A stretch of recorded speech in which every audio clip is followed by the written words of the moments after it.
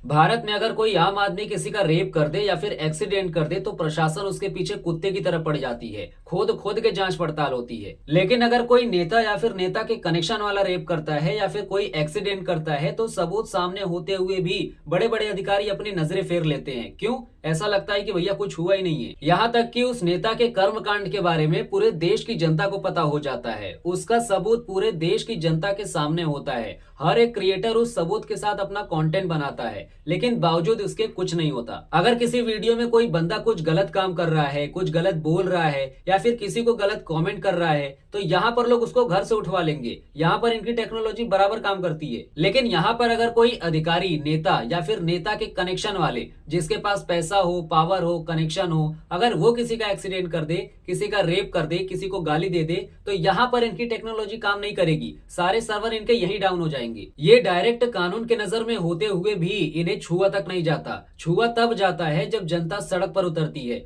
जबरदस्ती मांग करती है इनको सजा देने के लिए, जिसने रेप किया है, जिसने एक्सीडेंट किया है। लेकिन होता क्या है उससे? कुछ नहीं होता। कुछ समय बाद मामला ठंडा जाएगा, उसके कुछ समय बाद लोग ठंडा जाएंगे, उसके बाद क्या? उसके बाद भैया क्रिमिनल आराम से रहेगा, उसको कुछ नहीं होगा। उसके बाद वो देश संभालने निकल जाएगा। हमारे देश को चलाने वाले जितने भी मंत्री हैं ना भैया, आधे मंत्रियों के ऊपर तो कई तरीके के केस दर्ज हैं, ठीक है? वो भी सिर्फ रिकॉर्ड में दिखाने के लिए केस दर्ज है, बाकी हो कुछ नहीं रहा है। बढ़िया तरीके से खा पी रहे हैं, बढ़िया तरीके से घूम फिर रहे हैं, ऐसा लगता है कि भैया कुछ हुआ ही नहीं है? और ऐसे लोग हमारे देश को चला रहे। देश को चलाने के लिए ये नियम कानून बनाते हैं। तो तुम सोचो कि हमारा देश कितने महान आत्माओं के हाथ में है, कितना महान है। जब सिस्टम में रहने वाले लोगों पर ही कार्रवाई नहीं हो रही है तो भैया तुम सोचो कि ये हमारे देश को कहाँ लेके जाएंगे। तो कैसी उम्मीद लगाए बैठे हो तुम कि भैया ये तुम्हारे बहन बेटियों को सुरक्षित रखेंगे, उनको बचाएंगे? हैं? आदमियों की तो खैर वैसे ही मार्केट में कोई इज्जत नहीं है, तो आदमियों की तो बात ही छोड़ दो। अब यहाँ पर एक बात को समझ लो, ये जो नियम कानून बनाए जाते हैं वो गरीब, कमजोर, लाचार, इनको कंट्रोल करने के लिए बनाया जाता है, ठीक है? अब जो नियम कानून बनाता है अगर वो गलती करता है तो ये चीजें उसके ऊपर अप्लाई नहीं होती, क्योंकि ये भारत है। यहाँ पर अपने पावर, कनेक्शन और पैसों का भरपूर इस्तेमाल करते हैं खुद को बचाने के लिए, ठीक है? क्योंकि यहाँ पर जो बंदा सजा देने के लिए होता है वो भी एक इंसान ही होता है, ठीक है? उसके अंदर भी इमोशंस नाम की चीज होती है, ठीक है? या तो उसको पैसे देकर मामला सुलटा दिया जाएगा, ठीक है, लालच देकर, या फिर उसको किसी और तरीके से समझाया जाएगा, या फिर जो सजा देता है उसको ही चेंज कर दिया जाएगा। क्योंकि जो बंदा नियम कानून को बनाता है, जाहिर सी बात है कि भैया कोई आंडू पांडू तो होगा नहीं, वो है कोई सरकारी बहुत बड़ा कर्मचारी होगा, है ना? उसके बहुत बड़े कनेक्शन होंगे, बहुत ज्यादा पैसा होगा, बहुत ज्यादा पावर होगा, ठीक है? तो इस जगह पर वो बंदा पूरी तरीके से इसका पूरा फायदा उठाएगा खुद को बचाने के लिए। और ये बातें उसके आसपास के लोगों को भी पता होती है, ठीक है? लेकिन वो लोग ज्यादा रिएक्ट नहीं करते, उनको सारी चीजें पता है, कौन सही है कौन गलत है। हमारे यहाँ जो भी सरकार अभी के समय में चल रही है उसमें से बहुत से नेताओं के ऊपर रेप केस दर्ज है, ठीक है? लेकिन बावजूद इसके वो जेल के बाहर घूम रहे हैं। क्यों? क्योंकि भैया ये भारत है, यहाँ पर उनके कनेक्शन ऊपर तक है, क्योंकि भैया उनकी सरकार है। जो बंदा जेल भेजने के लिए ऑर्डर देता है उसका भी कंट्रोल उस पार्टी के लीडर के हाथ में है। जब तक इन मंत्रियों, अधिकारियों के ऊपर अच्छे तरीके से कार्रवाई नहीं होगी तो देश का सिस्टम कैसे मजबूत होगा? जब यहाँ पर पूरा सिस्टम ही अंदर से खोखला बैठा है तो भैया देश की जनता तो बिखरेगी ना। हाँ, ना तो यहाँ पर नियम कानून की इज्जत है, ना तो देश की जनता की कोई इज्जत है। जहाँ चाह रहे हैं, जिसे चाह रहे हैं उसे वहीं पर पीट दे रहे हैं, गाली दे रहे हैं, दुकानें तोड़ दिए जा रहे हैं, वसूली किए जा रहे हैं, रिश्वत ली जा रही है, घूस लिया जा रहा है, धमकियां दी जा रही हैं। हर जगह सिर्फ बैल बुद्धि प्राणी ही घुसे पड़े हैं सिस्टम में। सिर्फ इन्होंने क्राइटेरिया पूरा किया है उस जगह पर पहुंचने के लिए। बाकी ईमानदारी क्या होती है, नियम कानून क्या होता है, जनता की वैल्यू क्या होती है, इनको समझ में नहीं आता भाई, ठीक है? हालांकि ये होते तो जनता के नौकर हैं, लेकिन भैया अपने आप को राजा समझते हैं। अरे भैया तुम राजा हो, लेकिन यार तुमको जिस हिसाब से जिस पद पे बैठाया गया है कम से कम उसकी तो इज्जत करो, हैं? सामने वाले की तो इज्जत करो।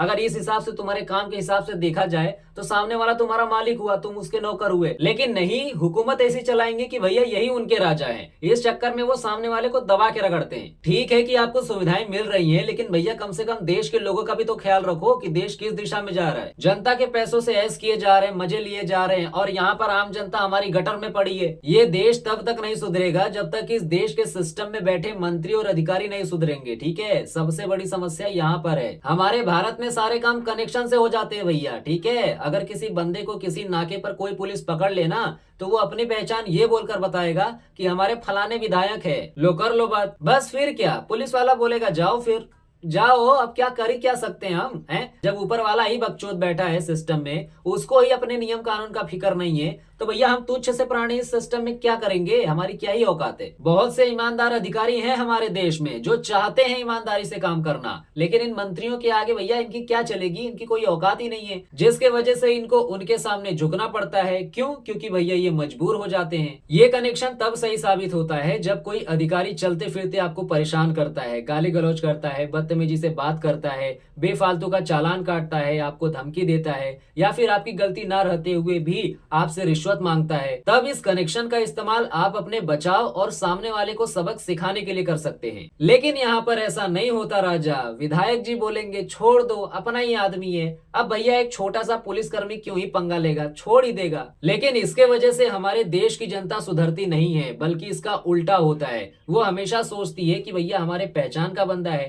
काम करवा लेंगे। बाद में ऐसे ही दिमाग वाले जब आने वाले समय में राजनीति में कदम रखेंगे तो भैया वो भी ऐसे खेल खेलेंगे। क्यों? क्योंकि आज तक वो यही देखते आ रहे हैं। इनको भी पहचानने वाला होगा किसी कोने में। जब वो भी किसी नाके पर पकड़ाएंगे तो भी भैया वो फोन घुमाएंगे इन भाई साहब को कि भैया छुड़वा दीजिए, हैं? और इनके सामने ऐसे गिड़गिड़ा के बात करते हैं, लेकिन पुलिस वाले के सामने एकदम ऐंठ के बात करते हैं, एकदम एटीट्यूड में कि भैया हाँ, हमें भी कोई बचाने वाला बंदा है, हमारी भी कोई पहचान है। ऐसा लगता है कि सारा सरकारी सिस्टम इनके ही झोले में है। फिर ये भाई साहब भी बोलेंगे कि अरे छोड़ दो यार। अगर तुम कोई गलत काम करते हो, लेकिन अगर तुम किसी पार्टी के मेंबर हो, तो भैया उस पार्टी का लीडर तुमको खुद जेल से बाहर निकालेगा, ठीक है। और 90% मामलों में जेल की शक्ल देखने से पहले ही वो उस बंदे को सिक्योरिटी दे देगा। लेकिन अगर तुम समाज में रहकर समाज के लिए कोई अच्छा काम कर रहे हो सही तरीके से, लेकिन अगर तुम्हारे इस काम के वजह से उस पार्टी को कोई नुकसान होता है या फिर उनके जरिए बनाए गए नियम कानूनों का उल्लंघन होता है, तो भैया ये तुमको रिमांड में लेने के लिए स्पेशल ऑर्डर भेजेंगे। कुल मिला जुलाकर अगर तुम किसी पार्टी के मेंबर हो तो उस पार्टी का लीडर तुमको खुद छुड़ा के जाएगा, फिर चाहे तुम गलत ही क्यों ना हो। लेकिन अगर तुम इनके खिलाफ गए, भले से सही रास्ता ही क्यों ना हो, सही तरीका ही क्यों ना हो, सही डिसीजन ही क्यों ना हो, ये तुमको खुद लटकाएगी। आप इस बंदे को तो जानते ही रहोगे। इनका नाम है प्रज्वल रमन्ना, ठीक है, जो कि कर्नाटका के पूर्व बीजेपी सांसद है ना। इनका केस तो तुमको पता ही रहेगा।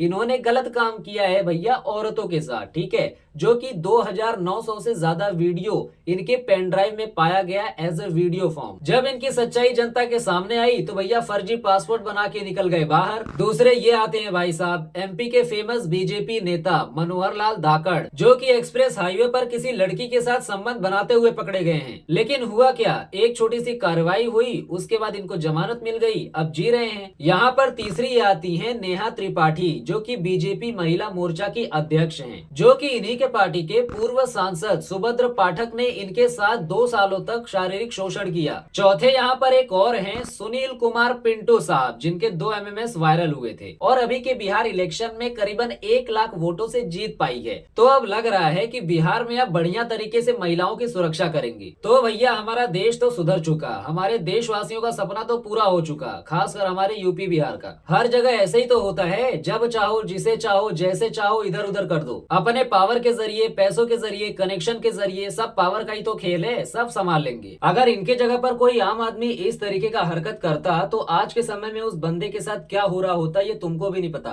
लेकिन ये तो हमारे देश के मंत्री हैं, ये सब संभाल लेंगे। आप सिर्फ इनको वोट देकर जिताओ, ये आपके सपनों को साकार भी करेंगे, आपके बहन बेटियों की सुरक्षा भी करेंगे, आपको नौकरियां भी देंगे और ईमानदारी से आपके जरिए दिए गए टैक्स का इस्तेमाल अच्छे स्कूल बनवाने में और हॉस्पिटल बनवाने में करेंगे और उसमें से एक भी रुपया अपने ऊपर खर्च नहीं करेंगे। और इनकी जो सैलरी आएगी उस पोस्ट के जरिए, उसी में ये जिंदगी भर काटेंगे, जिंदगी भर जिएंगे, जिंदगी भर खाएंगे, है ना। एक बार इनकी सैलरी के हिसाब से इनके नेटवर्थ को उठा के देख लेना। 7 जन्म में भी अगर उस पोस्ट पर बैठकर जिंदगी भर सैलरी उठाते रहे ना, तो भी भैया उनकी इतनी नेटवर्थ नहीं होगी जितना कि वो 1 जन्म में घोट के बैठे। इनकी सैलरी कभी इनके नेटवर्थ से मैच ही नहीं करेगी, फिर चाहे कोई भी नेता हो। होगा कोई इक्का दुक्का जो भैया थोड़ा शरीफ इंसान होगा, नहीं तो सब के सब अपना एम्पायर खड़े करने में लगे पड़े, ठीक है। तो भैया अगर इस हिसाब से चलता रहा ना तो हो चुका हमारे देश का कल्याण। फिर तुम जानो और तुम्हारा काम जाने, बस जियो खाओ, वोट दो और गुलामी करो। करो, गुलामी बॉर्डर के पार विकास होता क्या है ये तुम कभी देखा ही नहीं पाओगे कि भैया विकास होता कैसा है। हम गुलामी करेंगे लीगली, ठीक है, इलीगल कोई भी चीज हम नहीं करते क्योंकि वो इलीगल होता है, ठीक है। हम कोई भी चीज लीगल करते हैं भले से वो गलत ही क्यों ना हो,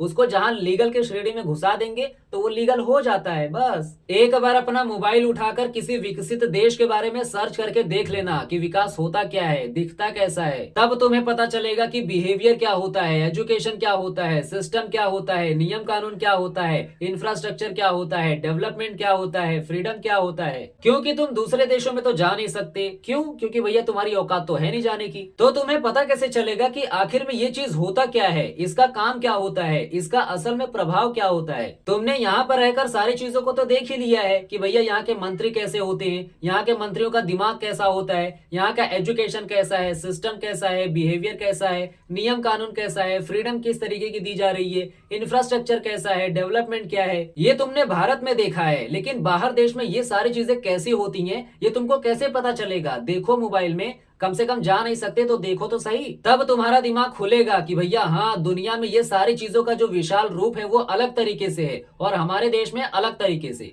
यहाँ पर मुझे लगता है कि तुमको कुछ ना कुछ समझ में जरूर आया होगा, है ना, कुछ ना कुछ तो समझ में आया रहेगा। और अगर नहीं भी आया, इतना सा भी नहीं आया, तो तुम्हारा कुछ नहीं हो सकता, ठीक है, फिर तुम बैठे रहो, मर जाओ ऐसे ही। तो यहाँ पर हमारा वीडियो एंड होता है, बाकी हम क्या ही कर सकते हैं। फिर मिलते हैं हम नेक्स्ट वीडियो में, तब तक आप हंसते रहिए, खेलते रहिए और मुस्कुराते रहिए।